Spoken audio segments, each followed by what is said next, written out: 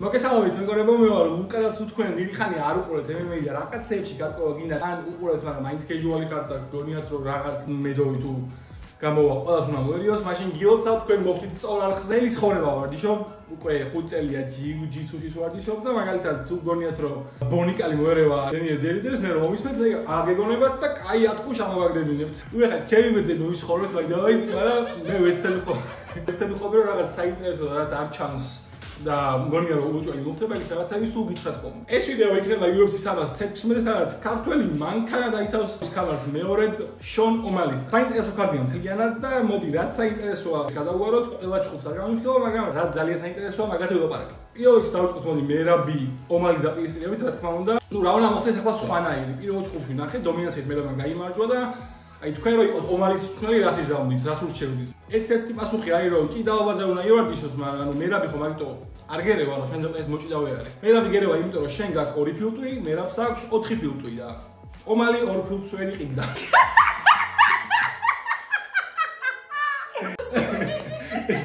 ნუ სადი კიდე ხა 2 ფილტვს ომალი, ამიტომ გონია რომ არაფერი გასხოვული არ მოხდება ომალის. თუნდი კომოვიდა.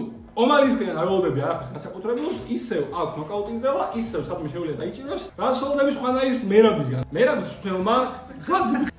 მცნელმა, აი ომალის რომ მოვუღო პირველად, მაგის მე ვთქვა რომ კიო მერაბი ყოველს უგებსო, მარაო ჩემ ხელშიო, დვალიშვილი ახტევო, ტიპიო ვინც ხალხსო აფინიშებსო. და ეხლა უყურე მერაბს ხონა ინტერვიუ პოტო გუნილიასთან და ეგეთი რაღაც თქვა რომ ანუ ხო იციო ეხლა ოფინისიო მუშაობთო. მუშაობ ეხლა უფრო ომალის დაფინიშებაზე. ანუ ეგ ყველა მიცის კემში რომ ამ ჩხუბზე მერაბი გადის რომ დააფინიშოს. და ეგეთი რაღაც თქვა რომ პიო ჩხუბი ხო გახსოვს, აი ვთხილობდიო ზანაც არ ურისკავდიო, იმიტომ რომ მოგებული ქონა ის ჩხუბი ფაქტიურად იცოდა, კამარზე არ გაურისკა, მაგრამ ეხლა მგონია რომ მერაბი შევა იქ დასაფინიშებლად, ცოტა მეც გაურისკავს, უკვე კარგად იცის ომალი ვინ არის და სადამდე შეუძლია რომ ჩააჭიროს.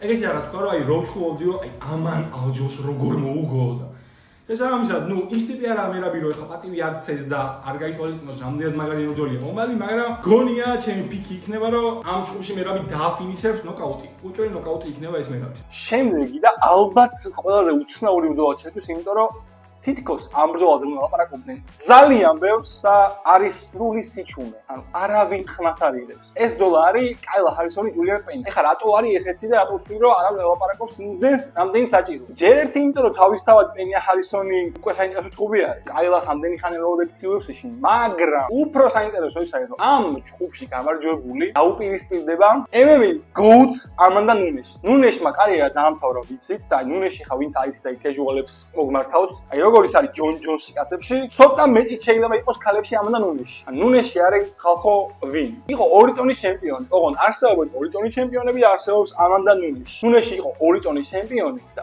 ორივე ქამარს ერთდროულად იცავდა. ეგ ხარ ას ნიშნავს? აი ილია რო იყო 60 კილოს ჩემპიონის, იყო 70 ჩემპიონის და ხან იცავდა სამ ქამარს, ხან იცავდა სამ ქამარს. ანუ ხო წარმოუდგენელია, მაგას შეოდა ამანდა ნუნეში. და კარიერა დაამთავრა იმიტომ რომ აი განა დაბერდა, აღარ შეუულია, უბრალოდ ანუ აღარ იყო ხალხი და მობეზრდა ეს ყველა. ეხლა ქონა ინტერვიუ მეცეასთან და ერთი რაღაც თქვა რომ წავედიო იმოგზაურეო და ვისვენეო, მაგრამ დეპრესია დამეწყო, არ შემილია, უნდა ვიჩხუბო და ანუ თუ ყველა ჰარისონი დაბრუნდება, ვიჩხუბებო და არა, ვინც არ უნდა მოიგოს, მე უეჭველი დავბრუნდებო. He just said yes. And question for Kayla. There we go. ამიტომ იქ იქნება ნუნეში და ალბათ აუვარდება სცენაზე იქ გამარჯვებულს. რაც შეეხება ეხლა უშუალოდ ამ ბრძოლას. კაილა ჰარისონი ჯერ რამხელა ქალია ალბათ, იცით, ანუ ალბათ ყველა ძლიერი ქალია, ვინც არსებობს სამყაროში, როიარო თელი დღე მათ ხელა ქალს ვერ ნახავ. და რატო არის ეს ჩხუბი საინტერესო? კაილა ჰარისონი რო გამოჩნდა, პირველად რო ჩხუბი ჩაატარა, მაგ წამიდან ამბობენ რომ მე მგონი ეს ნუნეშთან საინტერესო იქნება და ძლივს გავიდა დრო, ძლივს მოიგო PFL-ის ჩემპიონატი, ძლივს აღლოსდა UFC-ში, მივიდა კამერამდე და აი ყველაფერი მაგეთკენ მიდის. ამ ჩხუბზე ვარ მოდი პენია სამყაროს წინააღმდეგ. მთელი სამყაროს დრამატურგია მოითხოვს და მოითხოვდა რომ კაილამ უნდა მოიგოს MMA-ში ბრძოლები, უნდა ახდეს ჩემპიონი, გადმოვიდეს UFC-ში, კამარზე იჩხუბა და დახვდეს ნუნეში. ნუნეში არ დახვდა, მაგრამ ნუნესმა თქვა რომ მე მინდა ჩხუბიო, ამიტომ ამბობ რომ პენი არის სამყაროს წინააღმდეგ. ანუ ერთი შეხედვით კი ფავორიტი არის ჰარისონთან, საკმაოდ ძიმე ფავორიტი არის და ჩემი აზრით ეგ არ არის ხოლმე სამართლიანი, იმიტომ რომ პენი არ არის ვიღაც. პენიას ყავს დამარცხებული ტაკნას. ეგ ამანდა ნუნეში, ნუ ამბობენ რომ ნუნეში არ იყო ეგ ფორმაში, აღარ იყო მშიერი და ვეთანხმები, მაგრამ თილ დამარცხებული ყავს, ხო? ამიტომ ამ ხელა ფავორიტებს არ ვეთანხმები, მაგრამ ნუ აი ძალის ხარჯ ხარჯზე და იმის ხარჯზე რომ ვინც არის ორგზის ოლიმპიური ჩემპიონია ჯუდოში კაილ ჰარისონი. ეგეც რას ნიშნავს? ანუ 8 წლის განმავლობაში უნდა იყოს საუკეთესო შენს ქვეყანაში, კონტინენტში. მე უნდა 4 წელი ეს ფორმა შეინარჩუნო. ოლიმპიადაზე რომ გახო უნდა გაპიკო. იქ ყოველს უნდა მოუგო და ეგ კიდე ერთხელ უნდა გააკეთო თან მძიმე წონაში. აკლებისაც ძალიან დურს იკლებს და ყველაზე დიდი არის ხოლმე ჰარისონი, ვისაც ჩხუბობს. თუმცა ნუნესთან ალბათ არ იქნება მართლობიარესობა, ან შეიძლება საერთოდ არ კონდეს და ამ ჩხუბში მე და სამყარო ვიხრებით კაილ ჰარისონს. შემდეგი ასევე ძალიან საინტერესო ჩხუბი, რაც კავშირში არის მერაბის ჩხუბთან, ალბათ სადაც გაიწვია შემდეგი მეტოქე დვალიშვილის, იქნება მარიო ბაუტისტა პაჩი მიქსის წინააღმდეგ. ეხლა რატო არის საინტერესო ეს ჩხუბი? პაჩი მიქსი არის ბელატორის ჩემპიონი, რომელიც ახლა გადმოვიდა UFC-ში და მოკლედ ვინ არის ეხლა ეს პაჩი მიქსი? პაჩი მიქსი არის 5 სხვადასხვა ლიგის ჩემპიონი, ანუ 5 სხვადასხვა კამარი აქვს წელზე შემორტყმული. სამოყვარულო MMA-ში 10-0-ზე, პროფესიონალებში 21-ზე. სასწაულ ფორმაში არის. ფორმის პიკში არის. სხვა შორის არის მერაბის საავადოს ახლო მეგობარი. ყოველ ხუთშაბათს სპარინგობ თუ ამბობს თვითონაც და მერაბიც და მერაბმა თქვა რომ ალბათ ყველაზე რთული მეტოქე იქნება შემთხვევით. არა, პაჩი მიქსი მაგარი მებრძოლი არის და მართლა ერთ-ერთი რთული მოწინააღმდეგე იქნება ჩემთვის. ნუ ჩვენ ხშირად გვიწევს ხოლმე ვარჯიში ჯიუ-ჯიტსუზე. ერთმანეთში და ჯიუ-ჯიტსუში გრაპლინგში ან ჩემზე მაგარი არის.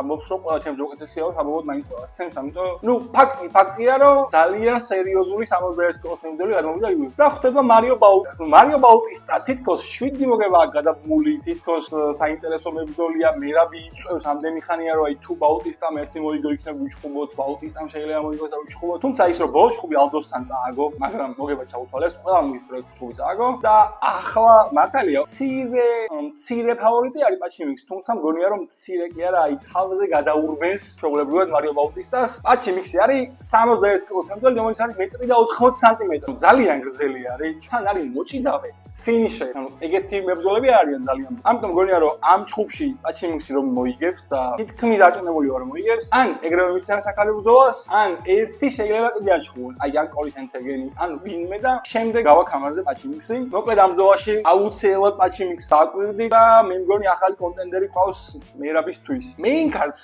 ხსნის, აი ვინ ხსნის, რო არ ვიცოდე ვინ ხსნის. მაინც გამოვიჩნო ვინ ხსნის, იმიტომ რომ ჩხუბობს კევინ ყველას ვეჩხუბები ჰოლანდი და სუნია ჩხუბი ჰოლანდი. ალბათ ჰოლანდს უფრო მეტი ჩხუბი აქვს ჩატარებული UFC-ში, ვიდრე აი ედენ აზარს რეალში რო იყო ფეხბურთის მატჩი. კევინ ჰოლანდი 2020 წლის მაისიდან არის UFC-ში და უკვე 25 ჩხუბი იჩხუბ. ძმა სამსახურივით არის ჩვეულებრივად, აი როგორც ხალხი არის დილის 9-ზე და საღამოს 5-ზე მოდის, ეს ეგრე ჩხუბ. მაგიტომ უყვარს ხალხს კევინ ჰოლანდი.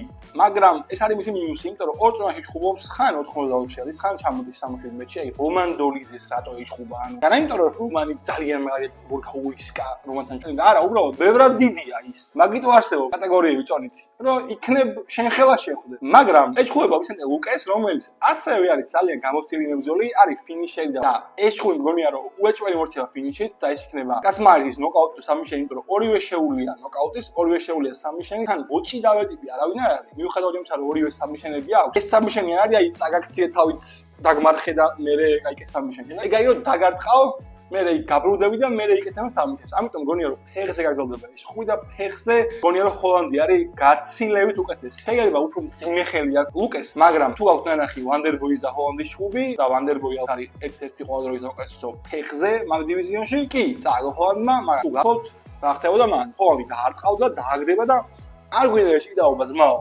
აყენებდა და მე წააგო. ამიტომ მგონია რომ ოდნავ, მაგრამ თუ ქულებით იქნება, უეჭველი ჰოლანდი მოიგებს და თუ არ იქნება ქულებით, მანდაც მგონია რომ ნოკაუტის შანსი მეტი კევინ ჰოლანდს აქვს. დაგვრჩა მხოლოდ ერთი ბრძოლა მეინ კარზე და ეს არის კლასიკური ამერიკელი ბუკმეიკერის შეცდომა ჩემი აზრით, ანუ ყოველ კარზე ნახავთ რაღაც არარსებულ კოეფიციენტს და არარსებულ ფავორიტს. ან შეიძლება ფავორიტი იყოს, თუმცა იმ ხელას აძლევენ ხოლმე რომ აი არაფერში უარწერი. აი რო თქვი, ბონიკალს რო ქონდა რაღაც წარმოგელა დიდი უპირატესობა. და ხოლმე ეგ ჩხუბია ესე ჩემი ჯო პაიფერი ხდება კელვინ გასტელუმს და კი ბატონო ჯო პაიფერი თვითონ მიდის მაგალითად და გასტელუმის ქვემოთ ჩამოდის, თუმცა ანუ გასტელუმი საიდანაც ჩამოდის ჯერჯერობით ეგ უფრო მაღლა მგონია ვიდრე სადაც პაიფერი არის. გასტელუმი არის ხალხო როგორი მებრძოლი, სამ აჩხუბარი აქვს ვიტორ ბელფორტი, ადესანია, რობერტ ვიტეკერი, მაიკლ ბისპინგი, ჰერმანსონი და პაიფერი არის ძალიან მაგარი ბიჭი, ფინიშერი, ნუ ფანებს უყვარს ძალიან და მაგიტო არის ამ ხალხი, იმიტომ რომ კლასიკური MMA მებრძოლი არის, ანუ ძალიან ღარიბი, უსახკარო, მაგრამ ჩხუბობს ფული იშოვა. ანუ კლასიკა ჩვეულებრივად და კი, მაგარი ფინიშერია, მაგიტომაც უყვარს, სერიოზული ძალა აქ ხელში, თუმცა ოპოზიცია პაიფერის რაც გვინახავს, აი არც შეედრება გასწეულისას და როცა ვნახეთ ერთადერთი აი სერიოზული მებრძოლი ჯეკ ჰერმანსონი. ჰერმანსონმა დაამარცხა და ჩემი აზრით გასაგებია რომ გასტელუმი აღარ არის ის ვინც ადესანიას ეომა და მაგიტომ არის ამ განსხვავება, თუმცა მე საერთოდ ვხედავ ამ ბრძოლაში ფავორიტ პაიფერს და თუ მაინდამაინც უნდა იყოს აი სულ მცირე, ამიტომ ანუ ეს მგონია რომ აი ის ჭუბია რომელშიც კლასიკურად ყოველ ივენტზე ძალიან ცდებიან ბუკმეიკერები. ახლა გადავიდეთ პრელიმინარი ქარზე, რომელსაც ძირითადად არ უყურებენ და ახლა მოგცემ რჩევას. განსხვავება პრელიმინარი და მეინ ქარში. მეინ ქარზე უფრო თხოვენ ტიტულოვანი მებრძოლები. ტიტულოვანი თუ არა, აი რანკინგში უფრო მაღლა. და ეს აქცევს უფრო მეტად საინტერესოს ხოლმე პრელიმინარი ქარს. და რატომ? პრელიმინარი ქარზე თხოვენ დამწყები დებიუტანტი მებრძოლები. დასამტკიცებელი აქვს ბევრი, ჯერ არავინ არ იცნობს, თუ მეტი ფული შეუნა უნდა, თუ რეიტინგში მაღლა ასვლა უნდა, თუ ბევრი ჭუბი არ უნდა რომ შევიდეთ top 15-ში. ის უფრო ნდომებული არის. და უფრო მეტ ჩადებს იმ ჯგუფში, იმიტომ რომ ჯერ ერთი ღარიბია სავარაუდოდ და თუ აიღებ პერფორმანსს ან ნოკაუტ აღამოს ან რაღაც ბონუს 50000 მიიღებ. როცა ტომას პინელმა პირველი ბონუსი აიღო UFC-ში, შეგიძლიათ ნახოთ ტიროდა კაცი. ანუ ღარიბი იყო ტიროდა, ანუ You got performance of the night. I did. Yes. Did I really? Oh, when you know.